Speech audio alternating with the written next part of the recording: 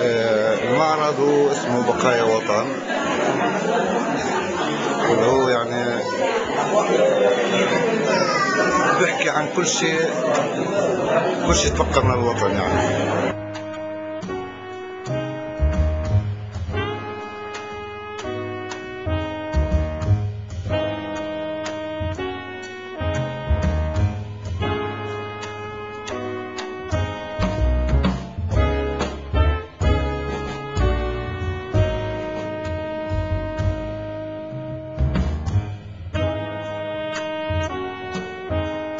ملفت للنظر في معرض الفنان ياسين زيداني انه اولا اللوحات هي ببساطتها و يعني اقول بمحاولة جادة يعكس فيها مشاعره ويعكس فيها وجدانه ويعكس فيها افكاره. هي هذه البساطة في التعبير هي الشيء القوي في هذا المعرض وفي هذه اللوحات.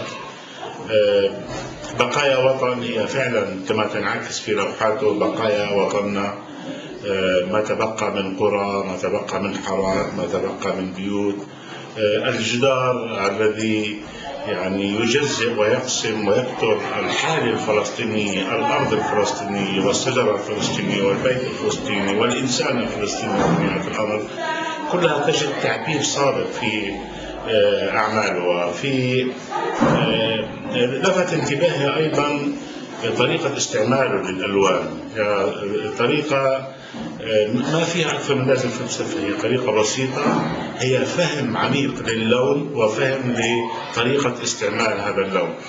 وأستطيع أن أقول أن جولة في هذا المعرض هي تعني في نهاية الأمر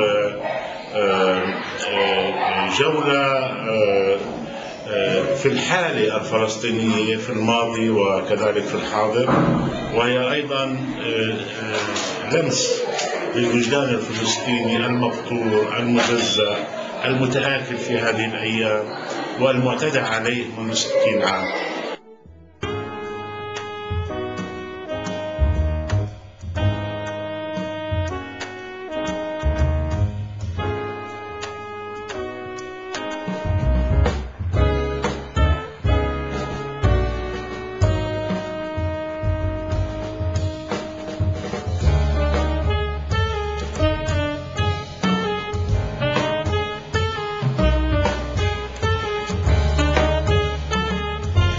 معلش في إلي رأي بالنسبة لهذا المعرض. على قد ما هو حلو وجميل إنه يكون عندنا معارض من هذا النوع،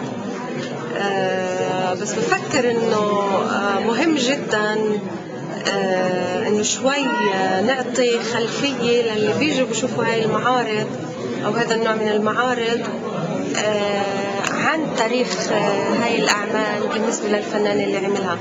الحقيقة إنه مش المرة الأولى بحس إنه صح في نية وفي رغبة عند الفنانين إنه يعطوا إشي جديد ويحاولوا كمان إنه يبرزوا من خلال أعمالهم، ولكن أنا أعتقد إنه كمان هاي المحاولات بتقدرش تكون ولا مرة كاملة رغم النوايا الجدية للي بيعملوها أو للي بينجزوها نحو الكمال وطبعا والخلود معها. أنا شايفة عندي هون معرض اللي هو مبني على تجربة، يعني هو يعتبر مرحلة تأسيسية لمشروع قادم.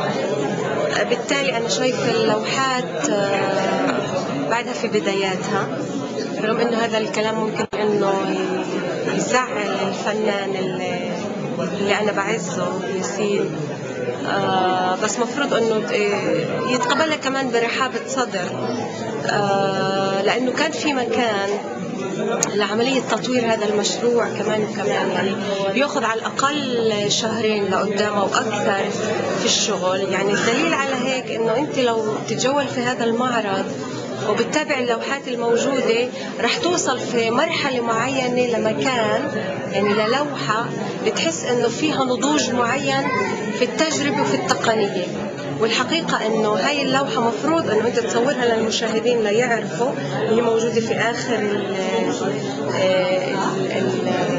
الحائط هذا اللي أنا بحكي عنه، لأنه فعلا واضح إنه بذل مجهود ومشي وقت. فيا ريت لو كانت هاي الثمرة في حد اللي تابعها وحاول إنه يوقف عنده ويقول له من هون تقدر إنه تكمل وتنجز أشياء أكبر وأشياء أهم.